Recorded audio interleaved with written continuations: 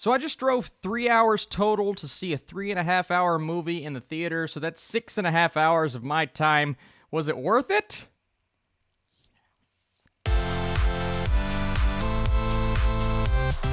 What is up, Flick fans, and welcome back to my channel. Today we're talking about the brand new Netflix original film, The Irishman. This thing drops on Netflix on the 27th. I fortunately found a theater that was semi-close to me, and I said, you know what? I'm going today. We're going to talk about it. Let me know in the comments. Are you a fan of Martin Scorsese? And were you excited for this film? Let's talk about it. So World War II veteran and mob hitman Frank the Irishman Sheeran recalls his possible involvement with the story of Union leader Jimmy Hoffa. In honesty time, I love Martin Scorsese, one of the best directors clearly working right now, and some of the best actors of all time in this movie together.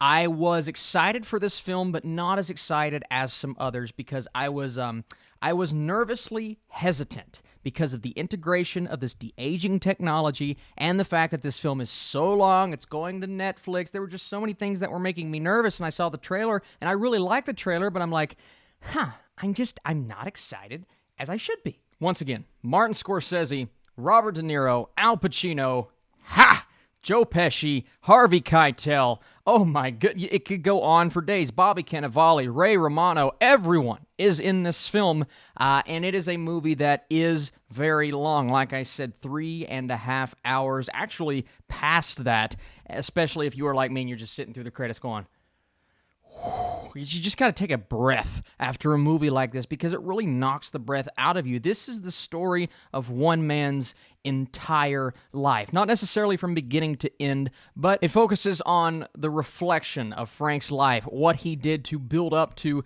that integral moment in the film, and then the aftermath, right? It's not just boom and the movie's over. No, we get time to sit and breathe and really think about what just happened. It feels like every time we get an intense moment, and trust me, some of the most intense moments you will see all year are in this film. We get a chance to reflect upon it, think about it for 5 to 10 minutes with our characters. And let me tell you guys, the acting in this movie is as good as you were anticipating it to be. Robert De Niro is fantastic. Joe Pesci, he's back. It's so good to see him back playing a very different character. Normally, or most of the time, when people think of Joe Pesci in a Martin Scorsese movie, they think of the exaggerated and over-the-top character.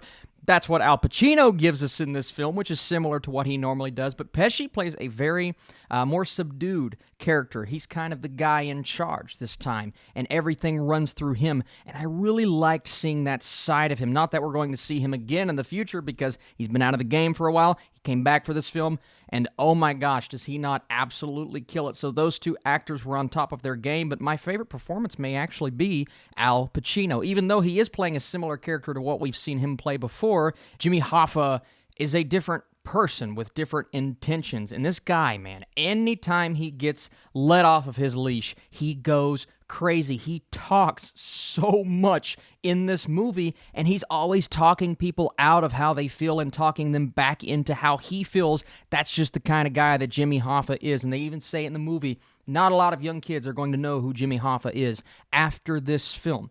If you all get the opportunity to see it, even if it is on Netflix, not on a big screen, everyone will know who Jimmy Hoffa is because Al Pacino is phenomenal in this movie. Just incredible. And Scorsese's direction is as good as you anticipate it to be. Now, it is a different feeling film.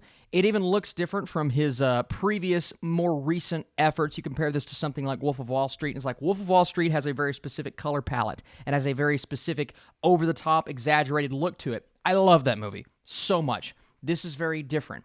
This is a movie starring older gentlemen. It's not necessarily going to be for the young crowd if they just look at it, watch 5 minutes, and go, it's not for me. Give this film a chance, because even though this is a movie intended for the older crowd or intended for Scorsese fans like myself, I think everyone can get something out of this film, even if you don't relate to our main character in Frank, who does, make mistakes in his life, and then at the end of the film, he is reflecting upon this and saying, what did I do wrong? And I love the way that this story is told. I love how they go about his relationship with his daughter, even though they don't flesh it out in the manner, even from what I'm saying, you expect them to flesh it out, but they do it very, very subtly. Now, if I have one complaint about that story, it's the fact that Anna Paquin, who plays his daughter, the older version, did not get a lot of screen time with De Niro. Now, there is a reason for that, but I could have used more with that story, maybe just one conversation or one moment with her to speak a bit more, because we did not get a lot from her. But that storyline was integral because you continuously feel how he feels, those looks, just those really subtle moments that he's giving his daughter all throughout the movie. You feel that. And that's what I'll say about this film. It makes you feel. It makes you reflect, even if you're not that age. And we'll talk about the de-aging here in just a second. You're thinking about your entire life. This movie makes you think about death and the consequences of death. Not a spoiler. It's a mob movie, but it's a very different mob movie. A lot of people are going to compare this to Goodfellas maybe before they see the film. And it's an understandable comparison because they are two mob-based movies with someone kind of telling us the story as we go along in a non-expositional way. It's important exposition. There's a difference between bad exposition and good exposition, and this was very necessary for this story, but they're two very different films. This one's more subdued, but when the violence happens, oh man, does it happen. And the way that it's filmed every single time is just so shocking. And we talked about the intense moments, and there's one scene in particular, and oh my gosh, man, edge of my seat. We're already so far into the film. It's already been the span of what two other movies combined would be, and I'm still locked in. I'm still focused because of the way Scorsese tells the story.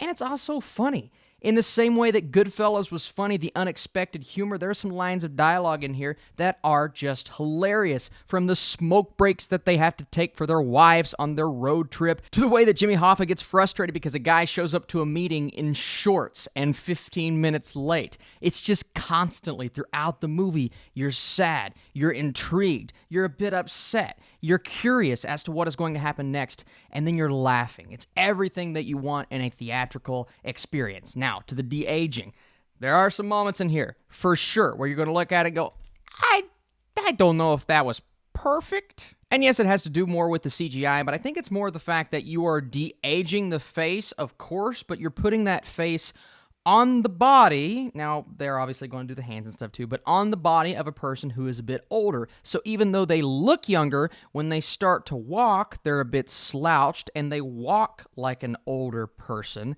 And that's nothing against De Niro. It's nothing against Pacino, but you could just kind of tell every now and then that he's obviously not that young, and I had trouble at moments trying to figure out what age he actually was, but I do have to give kudos because the de-aging is so subtle at points that I didn't even notice it, and after about 10 minutes of watching this, with a really long runtime, you don't care anymore because you're so locked into the story and you want him to keep going back throughout the years and tell more of his relationship with Russell, of his relationship with Hoffa, and De Niro is so captivating. I mean, obviously the best performances any of these guys have given in quite some time. Ray Romano as well, and I know I mentioned him before, but I was just shocked at how subdued everyone was in this movie, and then delivering on the jokes when they had to. And a lot of people are going to ask, does this reach the heights, the level of what a Goodfellas did?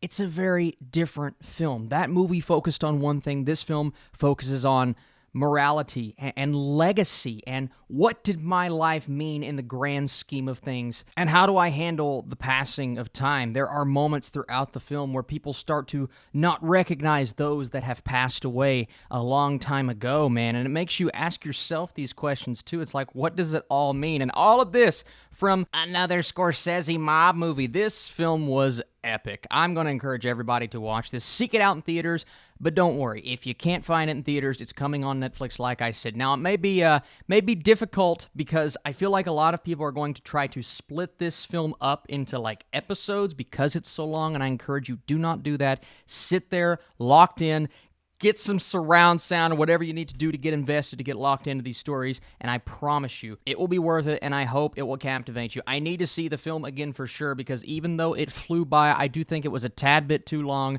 and like I said, I did question some of the de-aging effects. Otherwise, I was so sucked into this film. I have to go really high with my score. If you guys enjoyed this video, you like this review, hit that thumbs up button. It helps out this video and this channel.